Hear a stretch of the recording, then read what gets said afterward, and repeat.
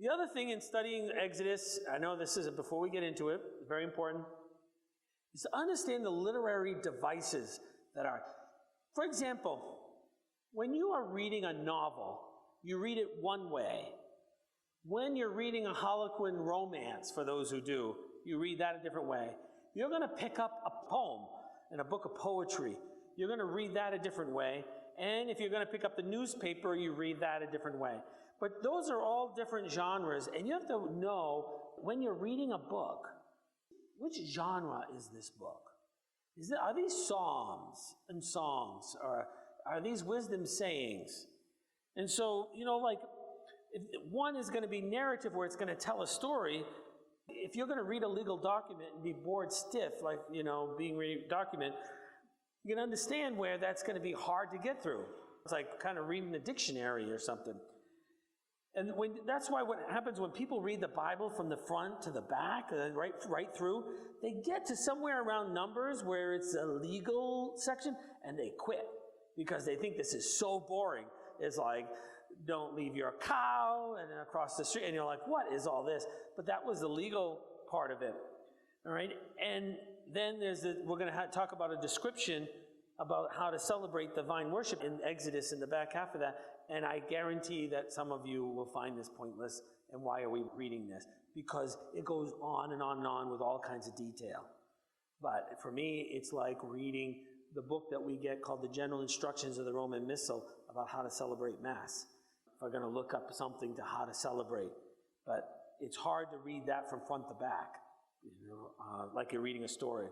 That's a good question. She asked, when did the Israelites take the name Hebrews, or when they were referred to the Hebrew people? I'll have to look that up. I'm not sure anymore. I bet you I learned it one time, and it might be in my notes somewhere, because it sounds like a good question, but I am not sure. I just know they're called the Hebrew people, because they called that, and I don't. So I'd have to find that out and get back to you. I know why they're called the Israelites. All right. One of the things I want to do is this weekend at Mass, make a quick connection. The only problem is that this weekend at Mass we're reading from Matthew. But I wanted to at least share with you Luke's version of this so that you see the connection to Jesus right away. This is the story of the Transfiguration. It's always done on the second Sunday of Lent. And we're in A, B, or C, we end up reading the different translation versions. And then on the Feast of the Transfiguration, we read John.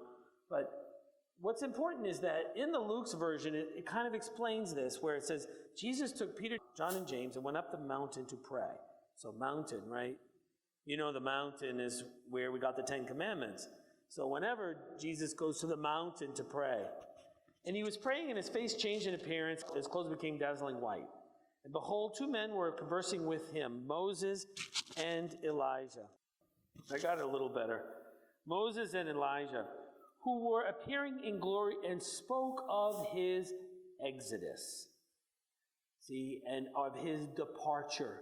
This is the other translation that we have, but for the original translation, it's exodus. And so that in the Transfiguration, you won't hear it this weekend, you'll hear it in 2 years from now when we do Luke. But you'll hear it, when you hear it, you'll be like, I remember that now. But you'll hear the word exodus, is that you're going to make the connection between Moses and Jesus, the Passover and the new Passover.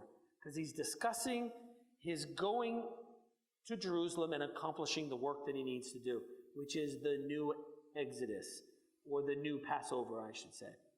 All right? We really always need to link that. What happened to Jesus and what happened to Israelite people are very much connected. Sound good? All right. So this is the order that comes from your homework, most of it, from A to N. So if those who have their sheets, you're gonna hopefully be able to. This is not the homework sheets. This is for next week. It's the one of the sheets before. So it starts with Jacob's descendants in Egypt. So the question was, how did the Israelites get to Egypt? Obviously, I gave you the answer to that, right? So we don't need to go through that. All right, so let's go to the second one. Why were the Israelites being oppressed? So first, what's important now is the oppression starts because generations later, there's a new Pharaoh who comes to know nothing of the story of Joseph. The Egyptians fear that the Israelites, because they are growing in large numbers.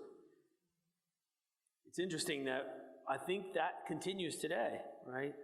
And the more that they are oppressed, the more and more that they multiply and spread. So the more that there's oppression, the more they grow.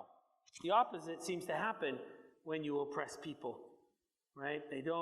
Which is interesting because the non-oppressed seem to not have children. Is that interesting?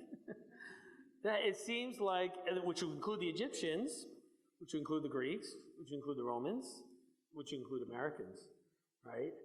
Is that once you've made it in the world, usually something like family falls away.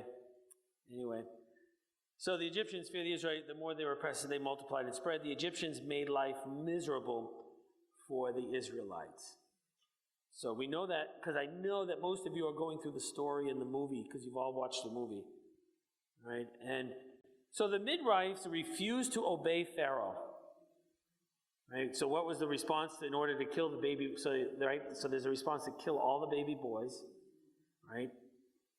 The midwives refuse now and to obey Pharaoh, and they find favor with God. So there are three ways in which they were harshly treated, right? They were trying to be suppressed.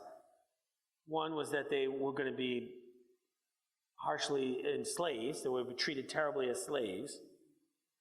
The midwives were called to murder all the male children, right, in the Hebrews at birth. And since none of that worked, actually all the Egyptians, if you see that phrase, all the Egyptians were commanded to drown all the male children and throw them into the Nile River.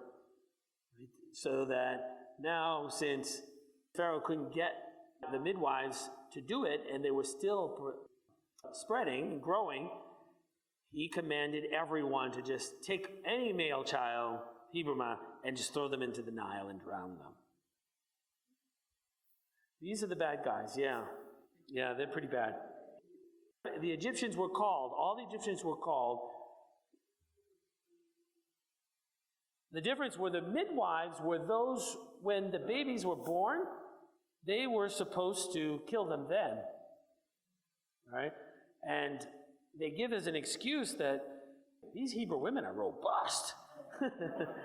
They're strong. They give birth before I even can get there. But of course it's because they don't want to kill the children. But now the command is kill any child, any Hebrew children, throw them all in the Nile River. Just get rid of them. This should sound familiar with the killing of the innocent, right? So when Jesus was born, why Jesus has to go to Egypt and then come out of Egypt. So while he is in Egypt, and what's important with this is you're going to see Jesus relives the Israelite story, because once he's born, he goes to Egypt. And once he's in Egypt, because they're killing all the firstborn, after that's done, he then leaves Egypt and goes to the promised land. So Jesus is following the steps of the Israelite people in the book of Matthew at the very beginning. He ends up in Egypt because of the fear that once Herod finds out that he's been tricked by the Magi, and that the Magi are not returning back, they return back by another route, that's when he commands all the children to be killed under the age of 2. So we're assuming that Jesus has to be under the age of 2, because he fits under that category at that time. Okay? So the next one is the birth. What is the connection between the story of Moses and Noah? I did tell you last week, that's why I said it was like, you weren't here last week, huh? You were here last week, okay. There's a story of Moses, and it has to do with, and the only way you would have gotten this is if you read the footnotes The ark that saves, right, that saves the people. Right. Because the reason why they make this connection is because the same word, they use the same word for ark, right? Okay? The word is used for basket, it's the same word used for Noah's ark. Moses was drawn out of the water and will himself draw others out of the water of the Red Sea to rescue them. And Pharaoh's own daughter, this is, by the way, more than the story. Pharaoh's own daughter saves the very person who would end up destroying the power of Pharaoh. Isn't that ironic, yeah? And the one who would save Israel from bondage and Pharaoh grew up and was educated right there in the palace. So Pharaoh assisted in the education and the growth of the man who would eventually kind of take away all of his power and challenge him.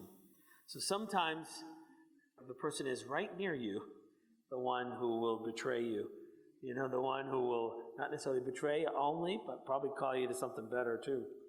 So, but God will work with that, but it is kind of interesting. All right.